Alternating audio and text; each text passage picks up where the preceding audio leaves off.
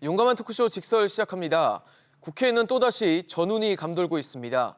더불어민주당 이재명 대표의 체포 동의안 표결을 두고 여야가 상반된 주장을 내놓으면서 대치하고 있는데요.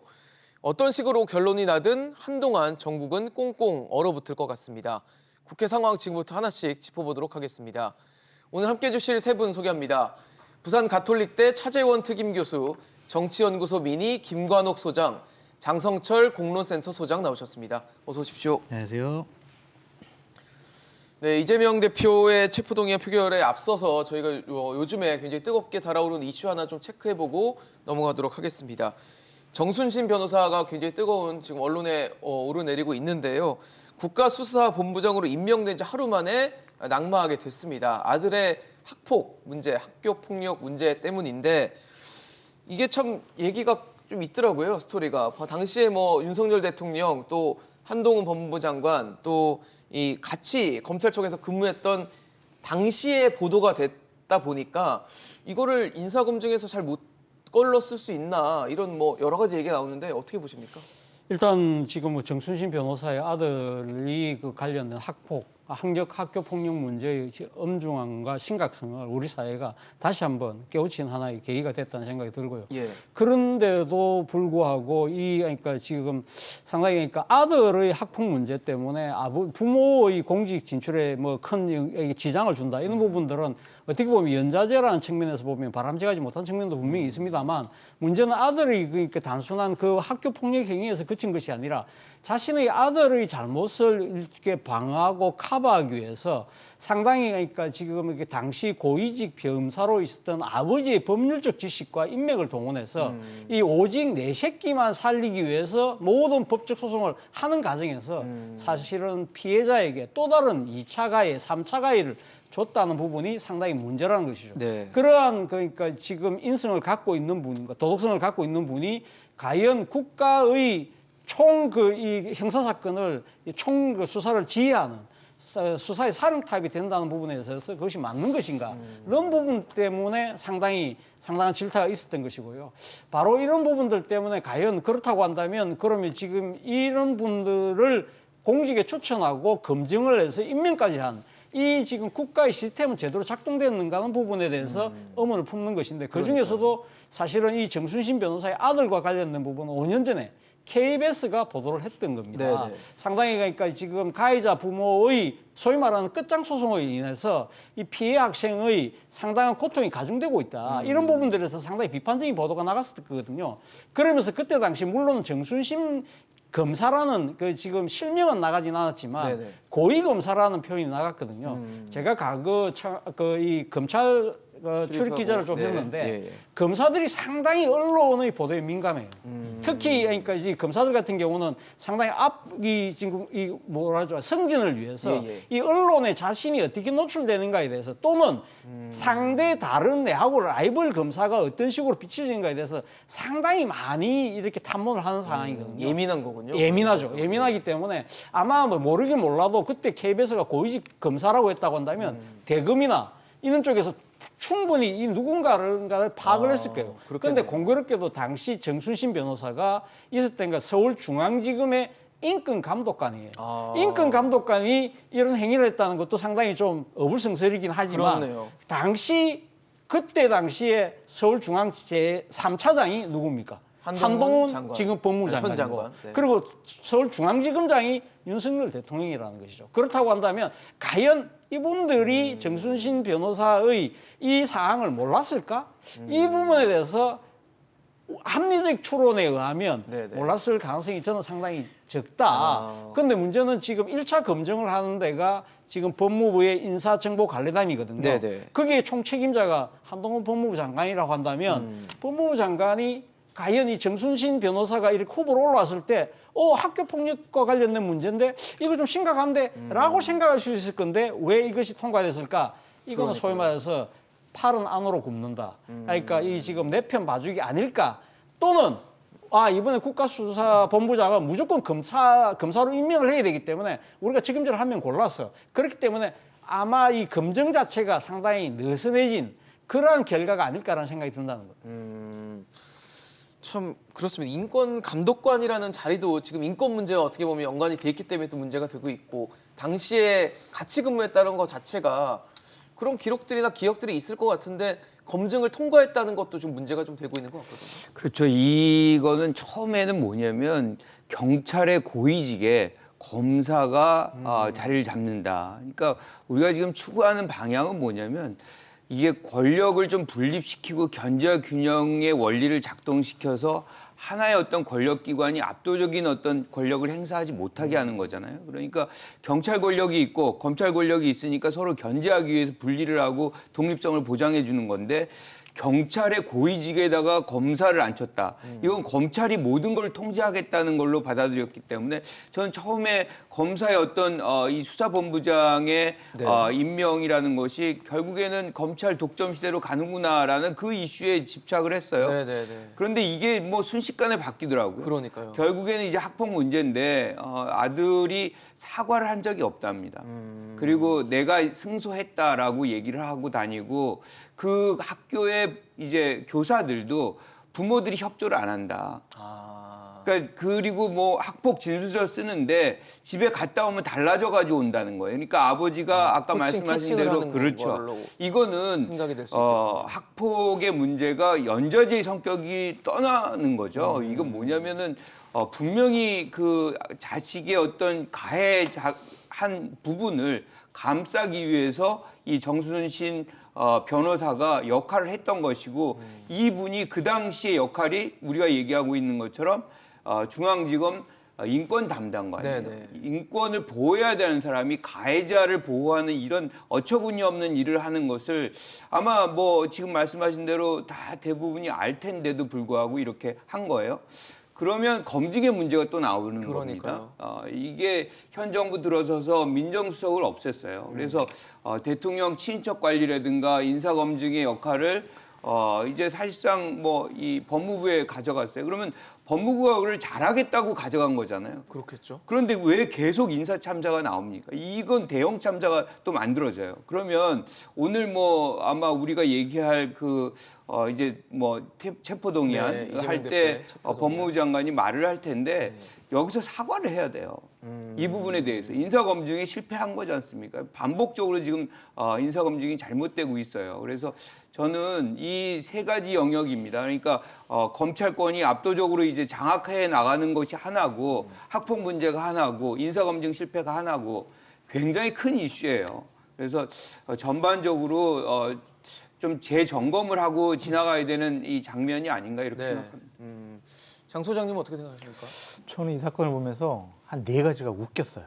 어떤 건가요? 그러니까 첫 번째로 정순신 저분이 사과를 했거든요. 이 사건이 논란이 이루어지는 네네. 데서 나 피해자와 학부모에게 사과드립니다라고 사과드린다. 했다가 제가 사실 그때 이렇게 막 소송하고 그런 거는요. 변호사가 하라고 했어요라고 변호사 탓을 했어요.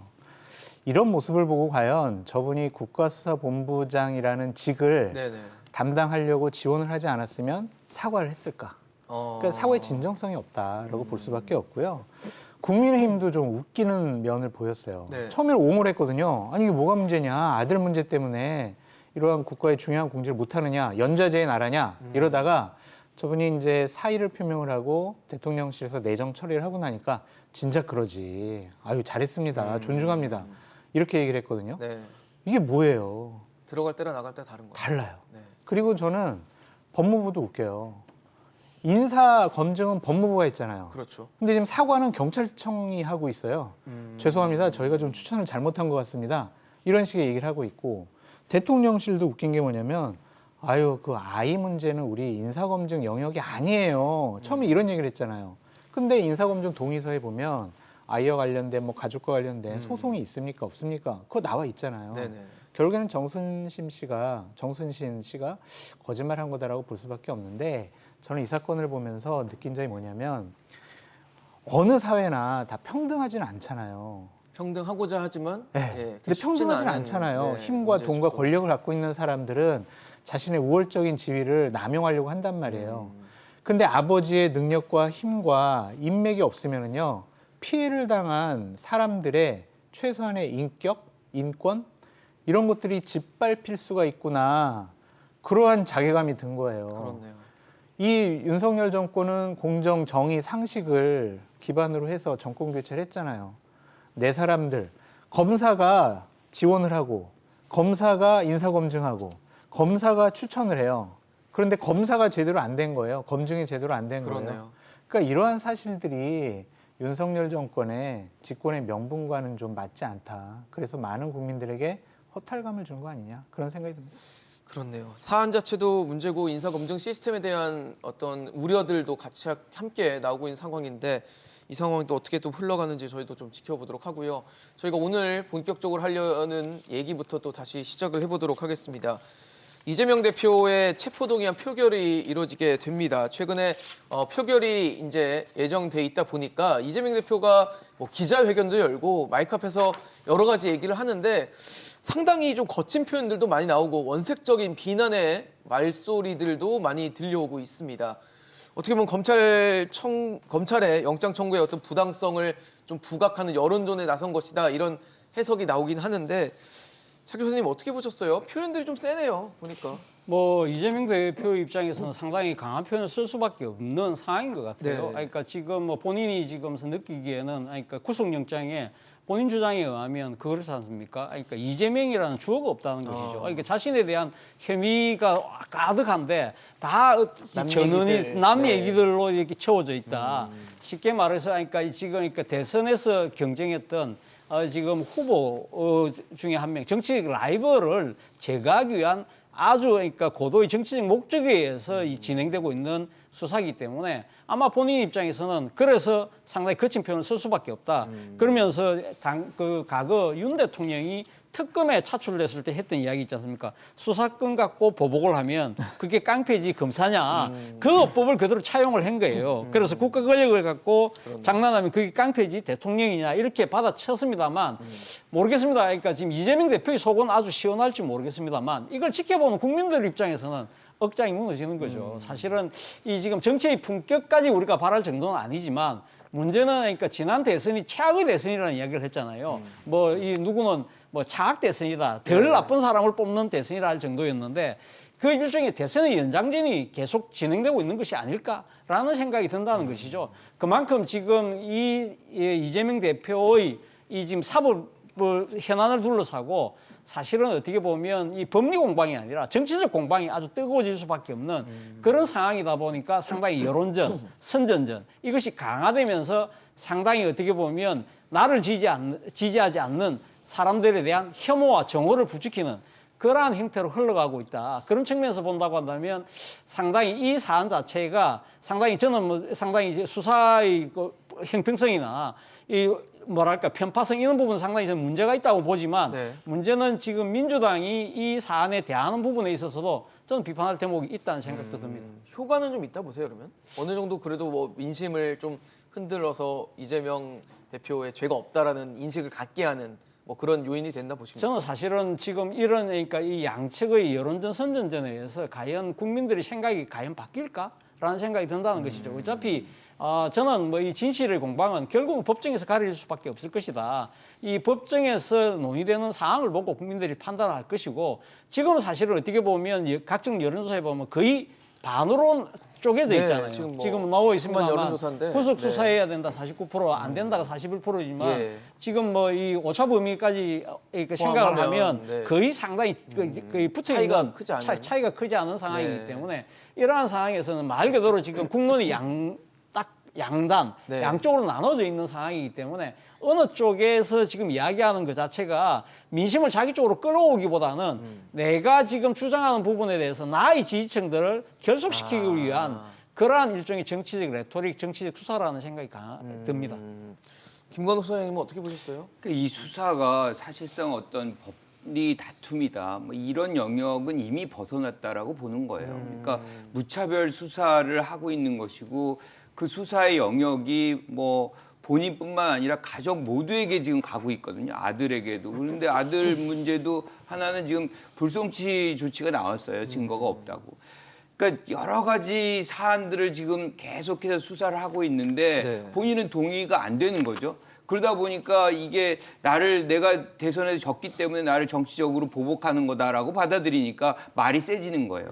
그런데 여기다가 이제 그런 단어를 썼다는 거지만 또 여당 원내대표는 뭐라고 얘기냐면 짐승도 불안해지면 말이 거친다라고 얘기를 해요. 네, 또 세게 그런데 부딪힌 짐승이 거네요. 말을 합니까?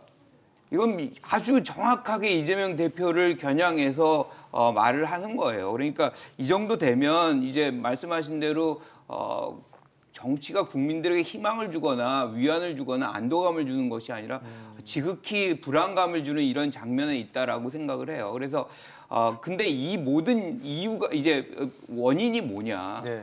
결과적으로 왜 검찰이 구속 수사를 꼭 해야 되겠느냐는 거예요. 그러니까 지금 일당의 대표예요. 네. 증거인멸도 할 수도 없어요. 이미 250여 차례 다 압수수색을 했습니다. 거기다 뭐 도망갑니까? 어디 갑니까? 그런데 왜 굳이 이걸 구속해야 되겠다는 거예요? 불구속 수사 원칙이라는 게 분명히 있잖아요. 그러면 불구속 상태에서 계속 소환해서 수사하면 될 것을 이거를 꼭 굳이 구속을 해야 되겠다 그러니까 여기에서 충돌 장면이 만들어지는 거거든요. 그래서 저는 이 검찰의 어떤 무리한 수사 그리고 구속 수사의 어떤 방향 뭐 이런 것들이 지금의 정치적 장면으로 그리고 이 모든 사안이 정치 이슈화되고 그것이 국론을 분열해서 아까 우리가 봤던 대로 지표가 완전히 정반대로 두 개가 갈라지는 갈리는. 이런 장면이 나왔다 이렇게 봅니다. 장 소장님 어떻습니까? 지금 뭐 어쨌든 표현은 굉장히 거칠게 오가고 있거든요. 저는 잘못됐다고 생각해요. 왜냐하면 국민이 선출한 대통령이잖아요. 그 대통령에게 자신이 어떤 수사를 받고 있다고 그래서 법적으로 조치되고 처리될 거라고 생각을 해서 깡패, 폭력배 이런 얘기를 표현하는 것은 국격과 관련된 문제다라고 생각이 듭니다. 표현이 과한 것은 지지층의 환호는 이끌어낼 수가 있지만 많은 국민들에게 저 표현 너무 과한 거 아니야? 그런 생각을 가져올 수 있다. 그렇다고 뭐 주호영 원내대표가 얘기한 네네. 짐승이라는 표현 이것도 잘못된 것 같아요. 언어가 점점 에스컬레이터 되는 것 같아요. 감정이 들어가 있는 거죠. 그렇죠. 저 사람 진짜 나쁜 사람이야 라고 우리가 공격을 하고 욕하기 위해서 언어가 자극적으로 나갈 수밖에 없다. 이해는 하지만 이것은 국민들 보기에 상당히 부끄러운 행위를 여야 지도부가 하고 있다라고 볼 수밖에 없고요. 네. 저는 이 사안만 놓고 보면 예. 과연 구속 수사가 필요할까라는 우리 김관옥 소장님의 말씀에 동의를 해요. 하지만 이 사안을 대하는 이재명 당대표의 모습 속에서 구속할 수밖에 없겠구나. 검찰로서는 그렇게 생각할 수밖에 없겠구나라고 제 판단이 드는 게 뭐냐면 끊임없이 나를 향한 수사는 잘못된 거다. 검찰의 조작, 왜곡, 정치 보복 수사다. 정적을 제거하려는 그런 수단으로 검찰권이 남용되고 있다라고 얘기를 하잖아요.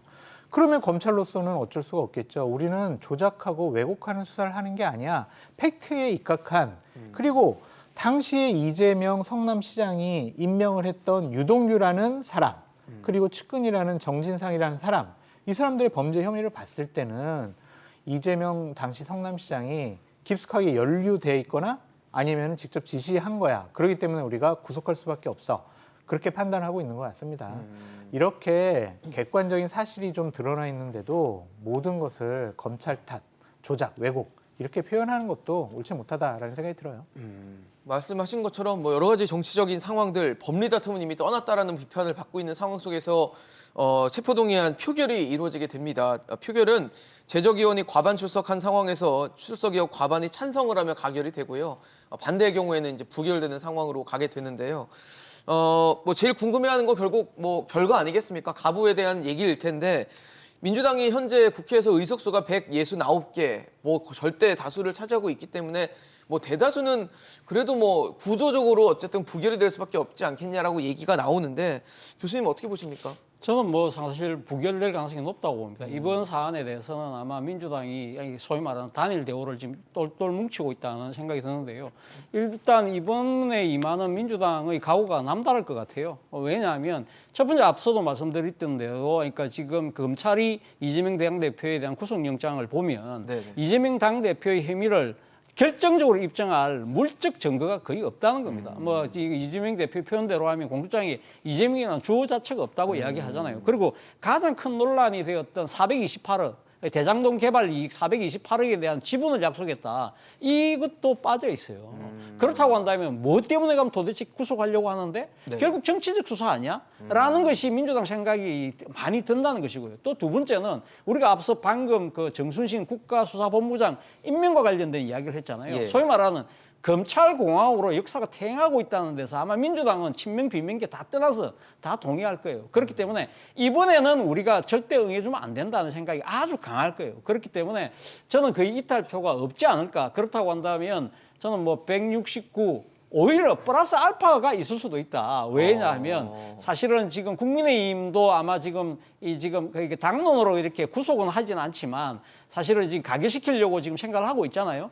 그렇지만 아마 지금 소위 말해서 방탄특검 프레임을 민주당이 완전히 빠뜨려야 된다는 생각 때문에 오히려 이 국민의힘에서 이탈해서 이 부결적으로 힘을 전략적으로 하는 거네요. 전략적으로 할 가능성도 있다. 물론 주호영 원내대표 그럴 일이 없을 거라고 이야기하지만 이거 무기명 비밀 투표입니다. 이름이 안 나와요? 예, 이름이 안 나오거든요. 그렇기 때문에 그러니까 표수로만 지금 나오는 표수로만 나오죠. 표수로만 나와요. 그러니까 압도적인 부결을 만들어서 압도적인 여기는 부결을- 이재명 방탄국회가 돼버렸다. 프레임을 딱 씌워버린다. 씌우려고 아마 이 지금 상당히 강경파의 국민의힘 의원들은 그렇게 생각할 수도 있잖아요.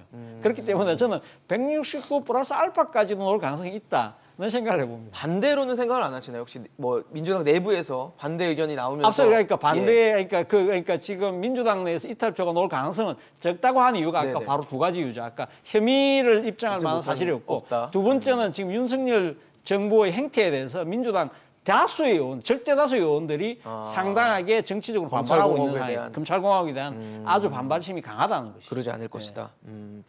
소장님 어떻게 보십니까? 그 체포 동의안의 내용이 중요해요. 그러니까 어떤 내용이 담겨져 있느냐. 그러니까 실질적으로 국회의원들이 보기에도 이거는 뭐 진짜 체포를 하는 게 맞네라고 얘기를 하면 그 내용이 담겨져 있으면 그렇게 될 가능성이 굉장히 높거든요. 근데 지금 체포 동의안에 나와 있는 것들을 보면 거의 그 구체적인 뭐 물증이라든가 이걸 유죄다라고 판단할 만한 근거가 거의 없다는 겁니다. 그러니 당연히 국회의원들은 여기에 대해서 내가 왜 찬성표를 던져야 되는지에 대한 고민을 할 수밖에 없는 것이고요. 중요한 건 아까 이제 말씀하셨지만 480억도 그렇고 지금 4,800억 정도의 그 배임을 했다는 거잖아요. 근데 배임이라는 거는 할 때는 항상 그 돌아오는 물질적 이익을 예상하기 때문에 누군가에게 이익을 주는 건데 지금 그것도 하나도 안 나와 있어요. 그러니까 실질적으로 증거가 없다는 게 하나고 찬성표 던지기 어렵다는 거예요. 네네. 그런데 또 하나는 이게 국회의원들 모두가 갖는 공통의 이유가 있어요. 그러니까 아주 명백한 증거 없이 국회의원이 체포동의안이 가결이 돼가지고 가는 것이 관습화된다. 그럼 자기도 거기에 해당이 될 수 있거든요. 그래서 우리가 역사적으로 보면 최근에 걸쳐서는 체포동의안이 가결된 적이 몇 번 있었지만 과거에는 거의 없었어요. 그러니까 여야를 막론하고 상대당의 국회의원이 이런 것이 나와도 찬성 안 해줘요. 그렇게 해서 국회를 스스로가 보호해주는 집단 이기적인 어떤 성향을 보였는데 네네. 최근에는 이제 뭐 이런 불체포 특권이라든가 이런 것들이 비난을 받으니까 네. 이제 명백한 거에 대해서는 얘기를 했지만 이렇게 명백한 증거가 없는 상황 속에서도 내가 체포동의안에 찬성을 한다? 이거는 이거 자체가 이제 국회의 어떤 권능 뭐 특권 이런 거를 약화시키는 것이기 때문에 아마 안할 저는 것이다. 안 할 것이고 그렇지만 지금 이것을 여당이 넘어와가지고 부표를 늘려서 네. 방탄을 한다는 것은 왜냐하면 숫자 계산해 보면 바로 나오거든요. 네. 그러면 이거 자체로서 여당의 어떤 통제력 뭐 이런 것들이 비판받는 장면이 나오기 때문에 그럴 가능성은 저는 별로 없다고 봅니다. 장소님 어떻게 보세요? 저 차재훈 교수님 말씀에 거의 동의를 100% 해요. 네. 왜냐하면은 일단은 민주당은 똘똘 뭉쳐 있어요. 그래서 민주당 의원 중에 몇 명이 뭐 외국 나왔거나 네네. 아니면 본회의 불참을 하면 그 숫자는 빼야 되겠지만 기본적으로 165석은 나올 것이다. 그런데 이제 친민주당 성향의 네. 무소속 의원이 7분 계시는데 네. 거기서 국회의장을 빼면은 네. 6분이 전직 뭐 민주당 소속이에요.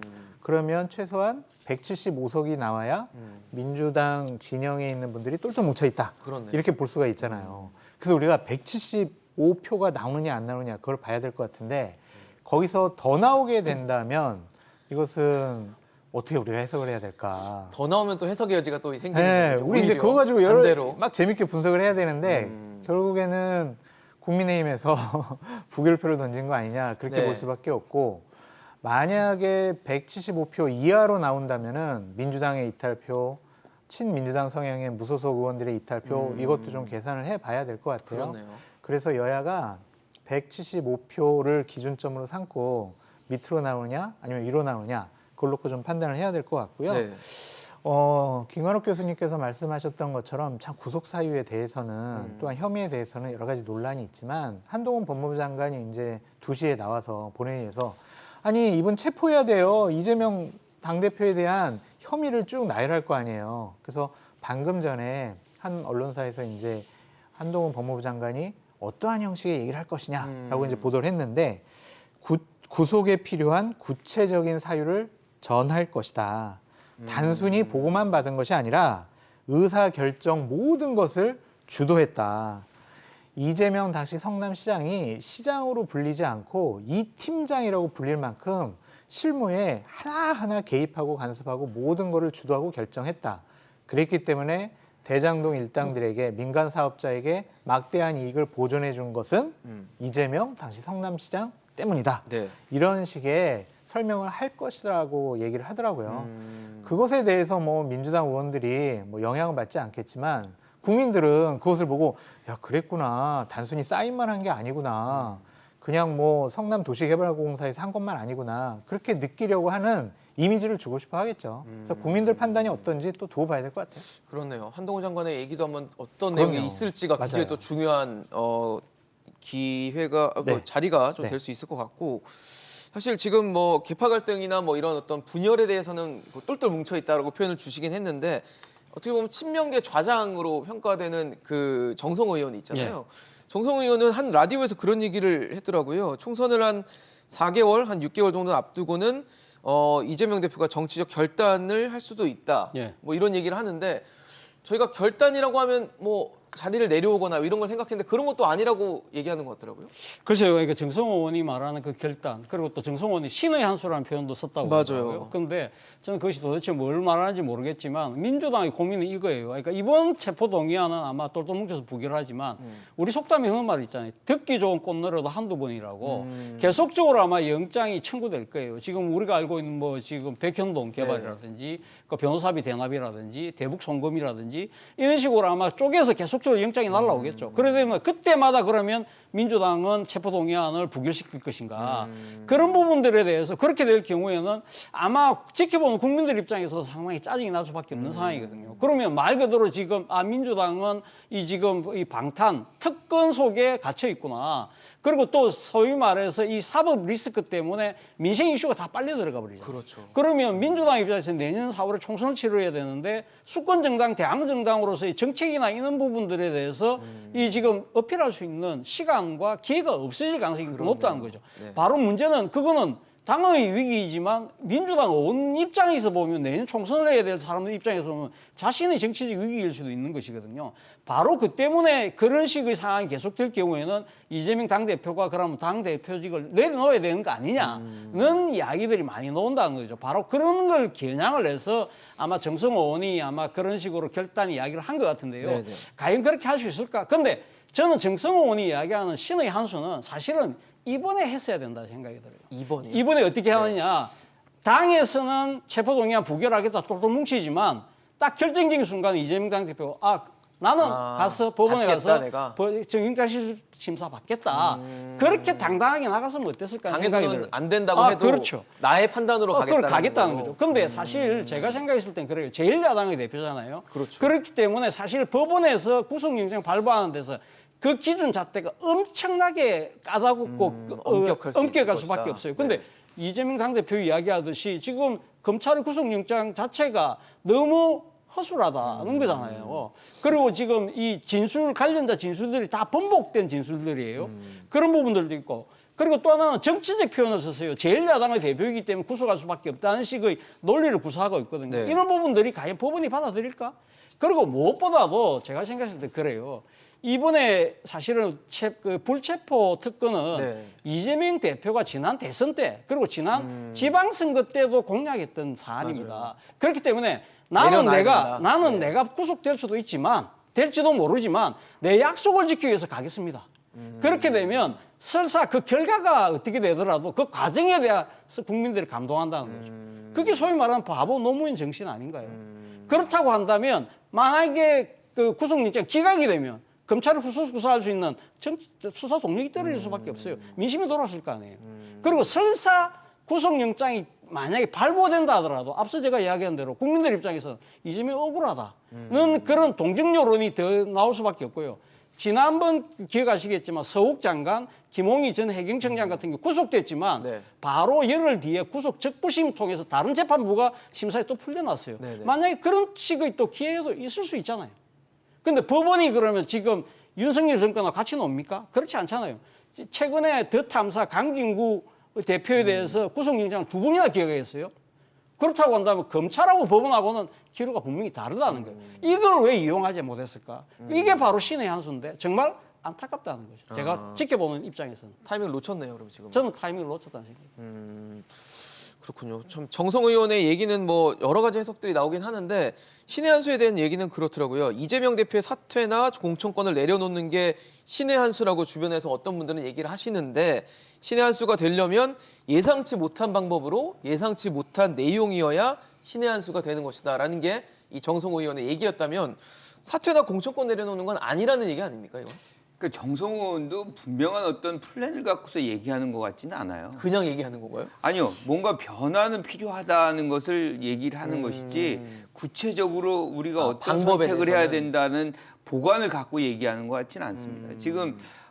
지금 체포동의안 표결 이후에 가장 중요한 거는 저는 지지율이에요. 당 지지율. 당 지지율이 어떻게 흘러가느냐가 결과적으로 이재명 체제가 계속 유지되느냐 아니면 그렇지 못하느냐를 가늠하는 것이지 급격한 어떤 뭐 이 하나의 어떤 카드 쉽지 않습니다. 그래서 저는 뭐 지지율이 계속 유지가 된다라고 하면 당내에서 뭐 비명파라고 해도 당장에 내려와라. 뭐 사퇴해라 뭐 그런 목소리를 결집시키기 굉장히 어렵습니다. 그런데 반면에 지지율이 급격하게 내려앉아요. 네. 그러면 당연히 1년여뿐이 안 남은 이제 총선이 네. 이 장면에서 뭐 많은 사람들이 이제 출마를 생각하고 있는데 당 지지율이 안 나오면 선거 어떻게 치러요? 그러면 그렇죠. 안에서 내분 같은 현상이 발생할 수밖에 없는 것이거든요. 그래서 저는 어떤 뭐 구체적인 어떤 카드 선택 뭐 이런 것보다도 당 지지율이 결국엔 어떤 흐름을 만들어낼 것이다 이렇게 생각합니다. 장 소장님 어떻게 보십니까? 김관옥 교수님께서 정확히 분석을 해주셨어요. 결국엔 지지율이에요. 그 지지율이 뭐겠어요? 내가 공천을 받아서 민주당 후보로 총선에 출마했을 때 당의 지지율, 민주당의 지지율, 그리고 이재명 당대표에 대한 지지율 이것이 높지 않으면 총선에 도움 안 될 거 아니에요. 그렇겠죠. 그러면 민주당 의원들이 가만 안 있을 거예요. 당신 뒤로 물러나라. 당신 있는 거 우리 민주당과 민주진영을 망가뜨릴 수 있어. 그러니까 물러나. 그런 내부적인 압력을 이겨내지 못할 거다. 그런 생각이 좀 드는데 저는 결국에는 추석 이후에 본격적으로 여러 움직임이 나타날 것 같고 네네. 결국에는 2016년 총선을 앞두고 당시 문재인 민주당 대표가 했던 그러한 뭐 로드맵 아니면 그러한 행동을 그대로 좀 따라하지 않을까라는 생각이 들어요. 어떤 식이에요? 왜냐하면은요, 네. 그러니까 공천권을 행사하되 네네. 당 대표직은 내려놓는 거죠. 그러니까 실리도 챙기고 명분도 챙기는 거예요. 그러니까 당시에 2016년에 보면 민주당 같은 경우에는 총선 패배가 되게 예상이 됐거든요. 그런데 문재인 당시 대표가 예. 공천은 거의 다 완성을 해놓았어요. 그런 다음에 김종인 비대위원장한테 찾아가가지고 김종인 위원장님 저희 당의 비대위원장을 맡아줘서 총선 공천 좀 대략 남아있는 거 해주시고요. 그다음에 총선 승리 좀 이끌어내주세요. 이렇게 했거든요. 이재명 당대표로서는 지금 최고의 목적이 뭐냐면 2017년에 대선 출마하는 거거든요.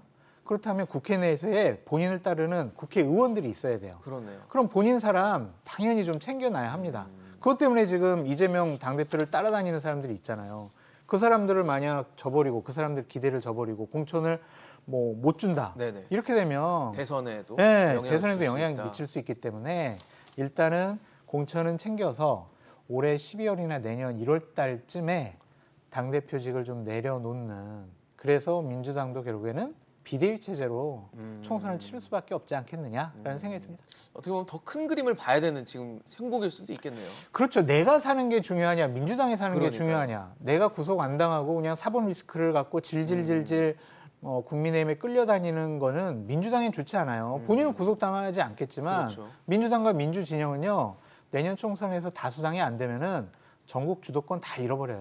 근데 궁극적으로 예. 사실은 당이 지면 이재명 대표는 굉장히 어렵습니다. 그렇죠. 그러니까 내년 총선이 난국으로 모든 가는 거예요. 그래서 이재명 대표도 그걸 잘 알고 있어요. 그러니까 유연성을 발휘하지 않을 수가 없는 상황입니다. 그래서 내년 총선에 이길 수 있는 조건이 뭐가 있다 그러면 아마 자신의 거취부터 모든 걸 포함해가지고 생각할 수밖에 없는 상황이다. 저는 이렇게 생각합니다. 사실 지금 뭐 체포동의안 표결을 앞두고 여러 가지 전망들 세 분께서 해주셨는데 아까 말씀하셨던 한동훈 장관 얘기가 아마 굉장히 또 중요한 어떤 자리가 되지 않을까 싶습니다. 근데 사실 노웅래 의원 체포동의안 때도 그때 뭐 녹음 파일 그 얘기를 하면서 뭐 돈이 뭐 스치는 소리 뭐 이런 얘기를 하면서 이제 했다가 결국은 잘 안 됐어요. 한동훈 장관의 의도와는 좀 다르게 됐던 것 같은데 당시에는 뭐 야당 표를 오히려 집결하는 그런 상황으로 연출이 됐기 때문에 이번 기회는 또 어떻게 한동훈 장관이 이용할지도 좀 주목되거든요. 어떻게 보세요? 한동훈 장관의 입장에서는 지난번 노웅래 의원의 그 체포영장 때 본인이 설명이 상당히 민주당을 똘똘 뭉치게 만들었다. 그렇기 네네. 때문에 내가 실패했다. 그렇게 생각할까요? 글쎄요. 저는 그 반대로 생각할 것 같아요. 그래요? 그러니까 말 그대로 지금 민주당은 방탄특검 프레임에 내가 빠뜨렸어. 라고 생각하지 않을까요? 그렇다고 한다면 이번에도 아마 똑같은 이 생각으로 아마 임하겠죠. 그렇기 때문에 아마 노웅래 의원 때의 설명과 비슷한 톤으로 저는 상당히 구체적으로 네네. 자세하게 설명하는데 그건 민주당 의원과 국회의원들 들으라고 하는 이야기가 아니라 결국 국민들 들으라고 하는 거예요. 그렇잖아요. 그래서 국민들이 들으면 법무부 장관이 저렇게까지 구체적으로 설명하고 그걸 들으니까 정말 혐의가 뭐가 있는 것 같은데? 네. 그렇게 인식을 만들게 하는 거죠. 그렇기 때문에 사실은 뭐 지금 한동훈 장관도 나름대로 이 표분석 해볼 거 아니에요. 지금 우리가 지금 이야기했던 똘똘 뭉칠 거라는데 한동훈 장관도 그렇게 생각하지 않을까요? 그렇다고 해서 그러면 내가 그러면 톤다운을 시키면 그러면 민주당이 조금 분열될까? 그렇게 생각 안 한다는 것이죠. 자기는 자기 입장대로 밀고 가는데 자기는 결국 누구 보고 이야기하느냐? 국민들 보고 하는 거예요. 앞서도 우리가 이야기했다시피 이 재판 자체의 진실 여부는 결국 법정에서 가려질 것인데 그 이전에 지금 싸움은 여론전이잖아요. 그렇죠. 여론전에서 자신이 상당히 우위를 갖고 가겠다는 생각이 들고요. 그리고 또 본인의 입장에서는 모르긴 몰라도 지금 차기 대권 주자로 지금 상당히 거론되고 있잖아요. 향후 지금 어떻게 보면 정치적 라이벌이 될 수 있는 이재명 당대표에 대해서 정치적으로 아주 치명타를 때릴 수 있는 절호의 기회인데 이 기회를 놓치겠어요. 그렇기 때문에 저는 그러니까 오늘 표결 결과에는 영향을 주지 않겠지만 네네. 향후 자신의 정치적 입지를 위해서라도 아주 자신의 모든 걸 바쳐서 이야기할 가능성이 크다. 국민들에게 그런데 메시지를 전할 것이다. 문제는 뭐냐면 지금 법무부 장관이 이런 식으로 만약에 자신의 정치적 그러니까 노림수를 갖고 이야기했을 경우에는 네. 사실은 검찰의 정치적 수사가 라는 부분에 대해서 거의 부각될 수 있다는 거죠. 거의 자칫 자신한테는 부메랑으로 돌아올 수 있다는 거죠. 네. 총선에서의 역할론도 예상하십니까? 한동훈 장관의 총선에서. 저는 뭐 총선에 아마 등판할 거라고 봅니다. 그러세요? 예, 저는 뭐 그것이 이제 결국은 지금 뭐 당 신임 대표가 누가 될지 모르겠지만 그렇죠. 지금 소위 말 의대인이라고 어차피 대표는 김기현이 된다고 한다면 네네. 저는 아마 선거대책본부장 정도는 충분히 아마 한동훈 장관을 차출해서 아마 수도권 선거를 총지휘하게 하는 형태로 가지 않을까 그런 생각이 듭니다. 왜 김기현 의원은 어차피 본인은 또 울산으로 놓을 가능성이 크기 때문에 네네네. 예. 수도권을 맡길 수 있을 것이다. 수도권 맡길 생각이 듭니다. 소장님 어떻게 보세요? 일단 한동훈 장관이 주목되긴 하거든요.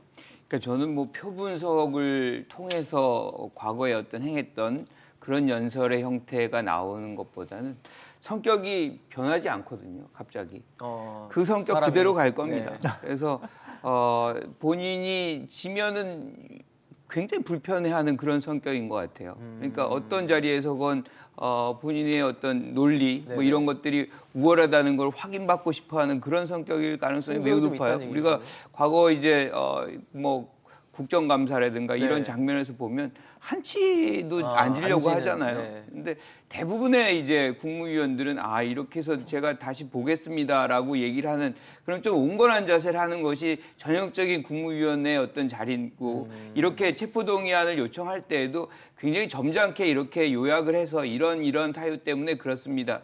그러니까 논쟁을 기피하는 게 사실 국무위원들의 보통의 행태예요. 네네.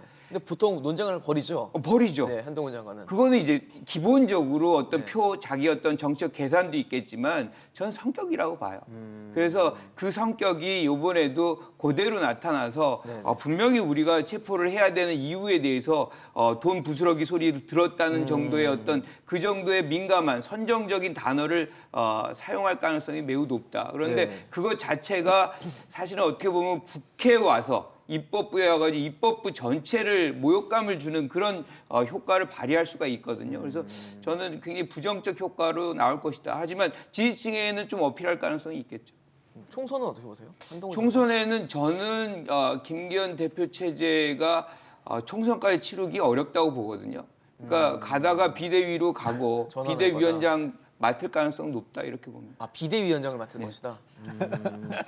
아유, 너무 다양한 시나리오가 나오는데 장 소장님 여쭤보고 싶어요. 오늘 띄워주셨잖아요. 아까 한동훈 장관의 역할에 대해서.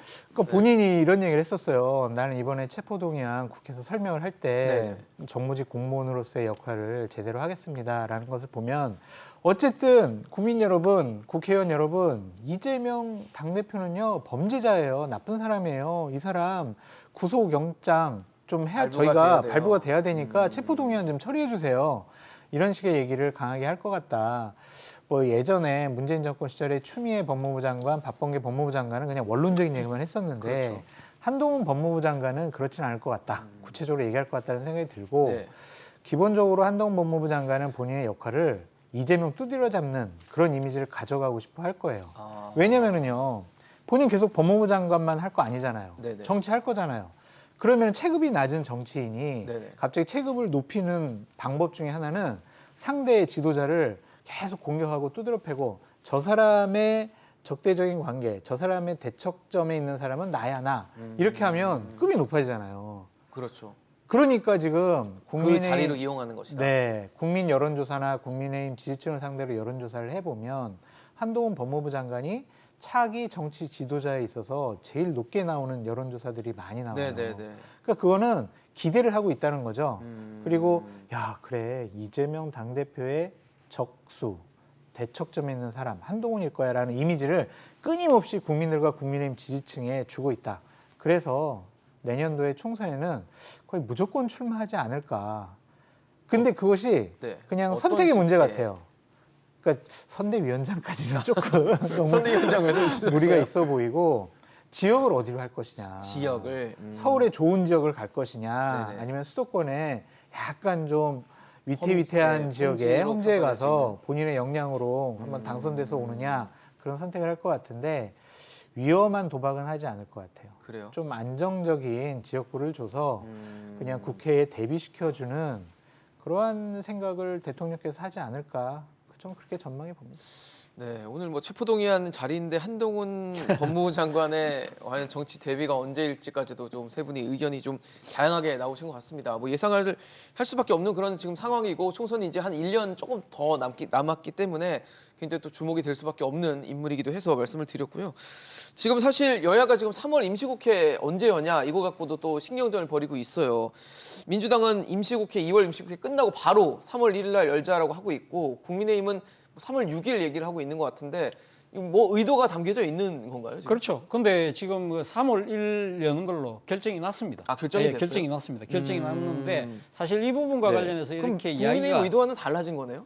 그렇죠. 의도대로 안 된 국민의힘이 그러니까 3월 6일 하자는 거는 그러면 이제 2월 임시국회 2월 28일로 끝나버리면 네네. 그러면 그 시간에 비회기 기간이 생기잖아요. 네네네. 그러면 그때는 그러면 검찰이 바로 체포영장을 집행할 수 있거든요. 시간적인 그런 것 때문에 그런 거죠. 두겠다. 그게 못 뒀네요, 그러니까 결과적으로. 결국은 못 둔 거죠. 네. 근데 사실은 지금 국회법에 보면요. 예. 지금 우리나라 국회가 지금 원래 정기국회는 9월 1일 날 개해서 100일 동안 하는 걸로 돼 있고 그렇죠. 그리고 임시국회는 2월, 3월, 4월, 5월 네. 하고 그다음에 6월 1일 8월 16일 날 개최하다고 딱 못이 박혀 있어요. 그렇기 때문에 그러니까 3월 달은 무조건 임시국회가 열립니다. 근데 그렇네요. 그러니까 이 문제는 언제 여느냐는 그렇죠. 날짜가 아까 지금 이야기한 6월 1일과 8월 16일은 못이 박혀 있는데 날짜가 박혀 예, 있는데 그러니까 날짜가 3월은 날짜가 없어요. 3월은 날짜가 네. 안 박혀 있기 때문에 네. 그러는데 이 지금 국회법에 보면 그러니까 교수단체 두 개가 그러니까 이 지금 임시국회를 소집하는 책이 네, 네. 그러니까 회기를 서로 달리할 경우에는 먼저 하자고 한 회기를 따라가는 거거든요. 그러니까 민주당은 3월 1일 날 하자고 했고 국민의힘은 3월 6일 날 하자고 하면 3월 그럼 1일이 되는 먼저 거네요. 하는 걸로 되기 때문에 그것이 자연스럽게 채택이 될 수밖에 없는 거죠. 그래서 민주당의 주장대로 3월 1일 날 열리게 되는 겁니다.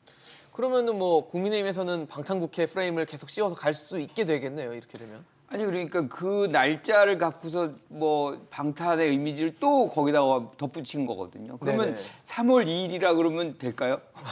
글쎄요. 그러니까 지금 의미 없는 논쟁을 계속 모든 거를 기승전 방탄으로 지금 만들어가고 있는데 거의 대부분 1일 날 이제 시작을 해요. 예. 그러니까 이것에 대해서 뭐 아무래도 지금 민주당 쪽에서는 믿지 못하겠다 뭐 그런 배경이 여기도 깔려 있는 것은 분명한 것 같아요. 그럼에도 불구하고 여기다 방탄 딱지를 붙이는 것도 또 무리다 이렇게 생각을 합니다. 소장님 말씀 좀 듣겠습니다. 무리가 아니고 방탄이죠.